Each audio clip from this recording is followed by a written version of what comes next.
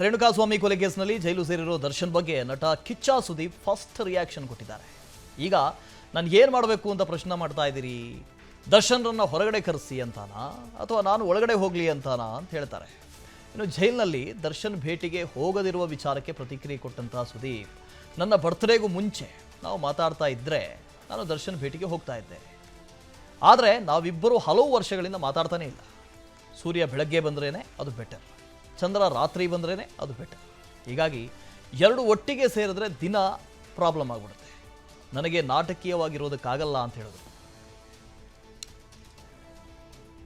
ಅಲ್ಲ, ನೀವೇನು ಹೇಳ್ತಾ ಇರೋದು, ಅವ್ರನ್ನ ಹೊರಗಡೆ ಕರೆಸಿ ಅಂತ ನಾನು ಒಳಗೆ ಹೋಗ್ಲಿ ಅಂತಾನೆ. ಸರ್, ನಾನು ಏನು ಹೇಳ್ಬೇಕು ತುಂಬ ಇಂದ ಹೇಳಾಗಿದೆ ಸರ್. ಈಗ ಅದನ್ನೇ ಕೆದ್ಕೊಂಡು ಮಾತಾಡೋದಕ್ಕೆ ಇಷ್ಟಪಡೋದಿಲ್ಲ, ನಾನು ಯಾರ ಮನಸ್ಸನ್ನ ನೋಯಿಸೋದಕ್ಕೆ ಇಷ್ಟಪಡೋದಿಲ್ಲ. ಈ ದೇಶದಲ್ಲಿದ್ದೀವಿ ಅಂದರೆ ನಿಮಗೆ ಲಾ, ಗವರ್ಮೆಂಟ್, ಸರ್ಕಾರ ಇದು ಯಾವುದ್ರ ಬಗ್ಗೆ ನಂಬಿಕೆ ಇಲ್ಲದೆ ನಾವು ಇಲ್ಲಿ ಇರೋಕ್ಕಾಗಲ್ಲ. ಪ್ರತಿಯೊಂದನ್ನು ನಂಬಬೇಕಾಗುತ್ತೆ, ಪ್ರತಿಯೊಂದನ್ನು ನಾವು ಇಟ್ಕೋಬೇಕಾಗುತ್ತೆ, ಕೇಳಬೇಕಾಗುತ್ತೆ. ಖಂಡಿತ ನಾನು ಲಾಸ್ಟ್ ಇಯರ್ ಹೇಳೋಕ್ಕಿಂತ ಬರ್ತ್ಡೇ ಹೇಳೋಕ್ಕಿಂತ ಕೆಲವು ತಿಂಗಳಿಗೆ ಹಿಂದೆನೋ ಕೆಲವು ವರ್ಷಗಳ ಹಿಂದೆನೋ ನಾವು ಮಾತಾಡ್ಕೊಂಡಿದ್ದಿದ್ರೆ ನಾನು ಹೋಗ್ತಾ ಇದ್ದೆ, ಮಾತಾಡ್ತಾ ಇಲ್ವೇ?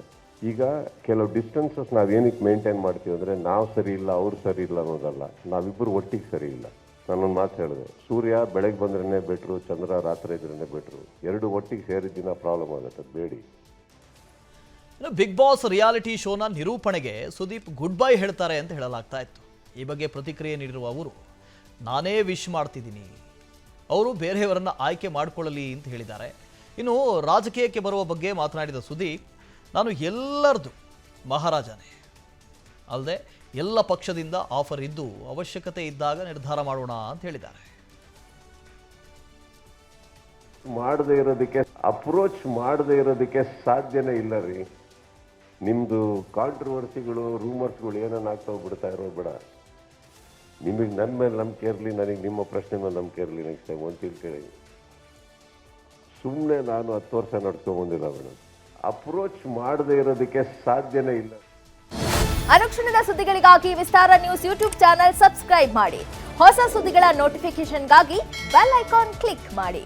ಲೇಟೆಸ್ಟ್ ಅಪ್ಡೇಟ್ಸ್ಗಾಗಿ www.vistaranews.com ವೆಬ್ಸೈಟ್ಗೆ ವಿಸಿಟ್ ಮಾಡಿ. ಅಂಗೈಯಲ್ಲೇ ಜಗತ್ತಿನ ಸುದ್ದಿ ತಿಳಿಯಲು ವಿಸ್ತಾರ ನ್ಯೂಸ್ ಕನ್ನಡ ಆಪ್ ಡೌನ್ಲೋಡ್ ಮಾಡಿ.